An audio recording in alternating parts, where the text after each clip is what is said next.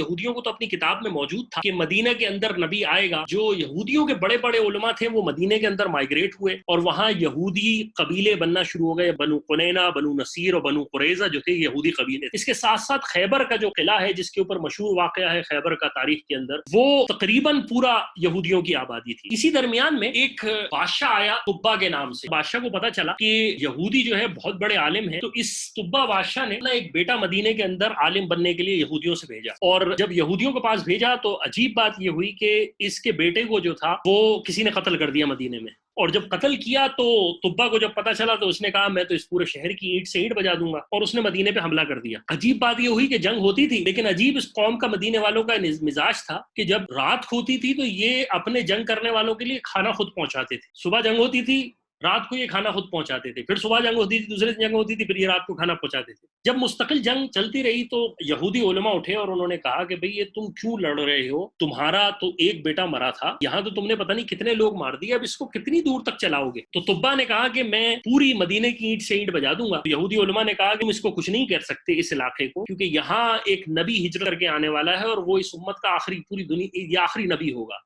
تو تم اس علاقے کا کچھ نہیں بگاڑ سکتے. جب اس کی یہ بات سمجھ میں آ گئی تو اس نے کچھ یہودی علماء کو لیا اور اس کو کہا کہ تم میرے ساتھ چلو اور آگے چل کے جہاں میں ہوں وہاں یہودیت کی تبلیغ کرو. اسی درمیان میں جب یہ مکے کے قریب پہنچا تو کچھ لوگوں نے بتایا کہ بھئی مکہ کے اندر ایک بہت بڑا حرم تعمیر ہے، پورے عرب جو ہیں یہاں کے حج اور عمرے کرتے ہیں، یہاں طواف کرتے ہیں، اور سنا یہ ہے کہ یہاں بہت سونا موجود ہے، تم اگر اس کو گرا دو گے تو بہت کچھ مال و دولت مل سکے گا. اللہ کا کرنا ایسا ہوا کہ جب یہ سوچ ہی کی تھی تو آندھی طوفان گھٹا گھٹ پوری چھا گئی اور پورا کا پورا ایک نظام تبدیل ہو گیا.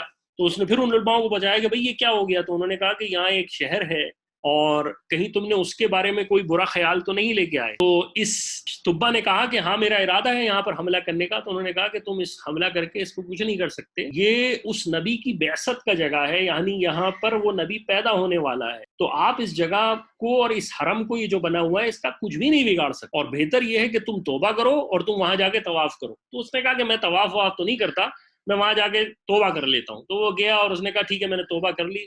اور یہ طبا وہ تھا جب یہ حرم پہنچا تو اس نے کہا کہ چلو اس کی جو ہے عزت کے لیے اس پر غلاف چڑھایا جائے. تو یہ طبا پہلا شخص تھا جس نے حرم کی عزت کے لیے پہلا غلاف چڑھایا. اور ہوتا یہ تھا کہ یمن سے غلاف آتے تھے اور پھر غلاف آتے تھے، اور ایک وقت ایسا آیا کہ یہ غلاف جو تھے وہ چڑھتے چڑھتے اتنا ڈر ہونے لگا کہ یہ کہیں مکے کی عمارت ہی جو حرم کی عمارت ہے یہ گر ہی نہ جائے.